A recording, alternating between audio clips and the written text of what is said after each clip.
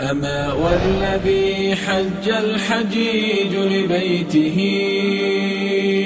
ولبوا له عند المهل وأحرموا وقد طأطأوا تلك الرؤوس تواضعا لعزته تعنو الوجوه وتسلم يهلون بالبيداء لبيك ربنا لك الملك والحمد الذي أنت تعلم دعاهم فلبوه رضا ومحبة فلما دعوه كان أقرب منهم والذي حج الحجيج لبيته. الحمد لله رب العالمين والصلاة والسلام على نبينا محمد وعلى آله و صحبه اجمعین. بینندگان عزیز و ارجمند، در جلسات قبل مطالبی رو درباره احرام خدمت شما عرض کردم. همان گونه که میدانید و قبلا این مطلب رو من بیان کردم که احرام یکی از ارکان حج هست و در کنار احرام طواف و همچنین وقوف به عرفه و سعی بین صفا و مروه هم جزو ارکان حج هستند. تا کنون درباره اولین رکن حج که احرام بود مطالبی رو خدمت شما عرض کردم. در این جلسه درباره طواف که یکی دیگر از ارکان و اعمال اصلی حج هست مطالبی رو خدمت شما بیان خواهم کرد. طواف یعنی دور زدن و چرخیدن پیرامون خانه کعبه 7 مرتبه همراه با نیت. این می شود طواف و طواف خودش یکی از عبادات هست. یعنی ما به قصد تقرب به الله متعال 7 بار پیرامون خانه کعبه طواف بکنیم و بگردیم.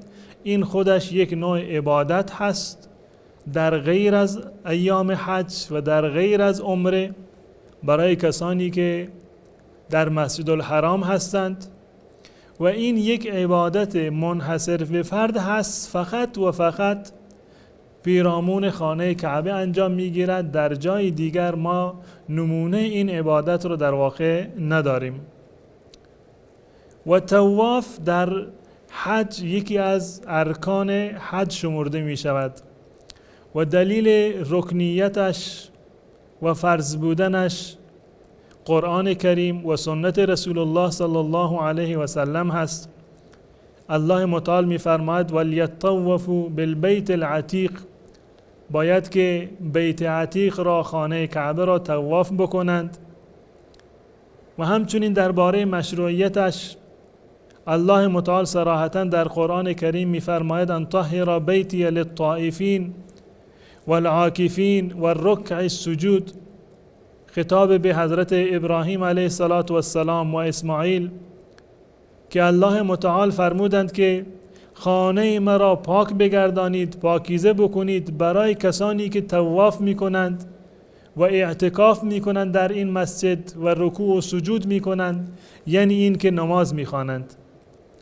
پس بنابراین طواف خانه کعبه یک عمل مشروع و یک عبادت مشروع هست و یکی از ارکان حج هست.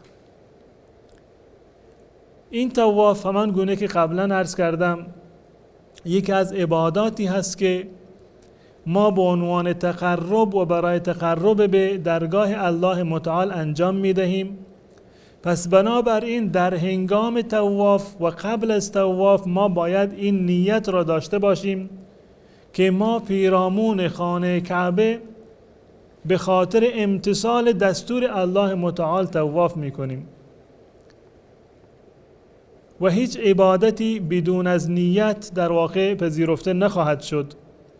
پس بنابراین در هنگام طواف هم انسان مسلمان باید این نیت را داشته باشد که چون که الله متعال این عمل را مشروع کرده و یک عبادت هست، بدین خاطر من پیرامون خانه کعبه میگردم. طواف چندین نوع دارد که هر نوعی حکمش متفاوته با نوع دیگر هست. یکی از انواع طواف طواف قدوم هست. این طواف به نام طواف ورود یا طواف التحیه هم معروف هست. یعنی اولین طوافی که شخص آن را انجام می‌دهد زمانی که از خارج مکه وارد شهر می شود به عنوان طواف قدوم، یعنی طوافی که فرد تازه رسیده تازه وارد آن را انجام می‌دهد و این عمل در واقع نزد جمهور علما برای آفاقی، برای کسی که از خارج از شهر مکه می آید، این در واقع مستحب هست. این نوع اول طواف هست. طواف دیگری داریم به عنوان و با نام طواف افاضه که یکی از ارکان حج هست که در این زمینه انشاءالله مطالبی رو بیان خواهم کرد. و این طواف افاضه نام دیگری هم دارد به عنوان طواف زیارت که این طواف یکی از ارکان اصلی حج هست و تا زمانی که انسان مسلمان و حاجی این طواف را انجام نداده باشد تحلل اکبر حاصل نمی شود. یعنی این که قبل از طواف افاضه زن و شوهر بر همدیگر حرام هستند و مجاز نیستند که با همدیگر مخاربت و همبستری بکنند و تا زمانی که محرم و حاجی طواف افاضه را یا همان طواف زیارت را انجام ندهد بر همدیگر زن و شوهر بر همدیگر در واقع حلال نمی شوند.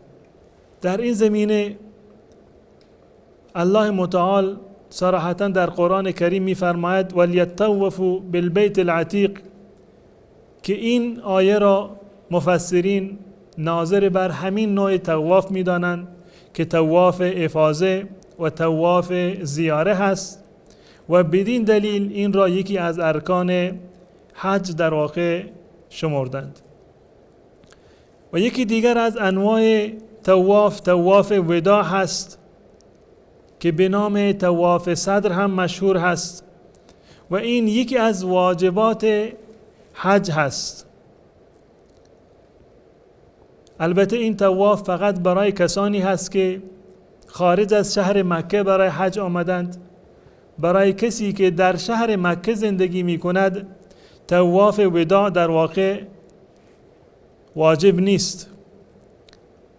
حضرت عبدالله ابن عباس رضی الله تعالی عنه درباره طواف وداع یا طوافی که به عنوان آخرین طواف انسان و حاجی در شهر مکه هست به عنوان خداحافظی انجام میگیرد، ابن عباس رضی الله تعالی عنه میگوید که امر الناس ان یکون آخر عهدهم بالبیت، به مردم دستور داده شده که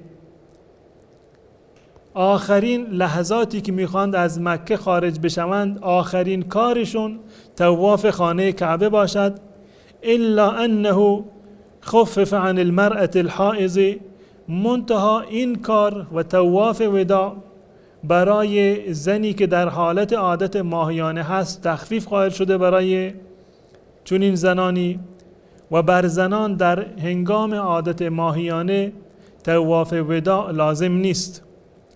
و همچنین رسول الله صلی الله علیه و سلم فرمودند که لا ینفرن احد حتی یکون آخر عهده بالبیت، روایت صحیح مسلم هست. دستوری هست از جانب رسول الله صلی الله علیه و سلم که شما هیچ کسی از شما حق ندارد که از مکه بیرون برود و به شهر و وطن خودش بر بگردد مگر این که آخرین عملی که در مکه انجام میدهد طواف خانه کعبه باشد. پس بنابراین طواف وداع یا طواف خداحافظی برای غیر اهل مکه یکی از واجبات حج هست و باید قبل از این که میخواهند از مکه خارج بشوند این طواف را انجام بدهند. این نوع سوم طواف بود.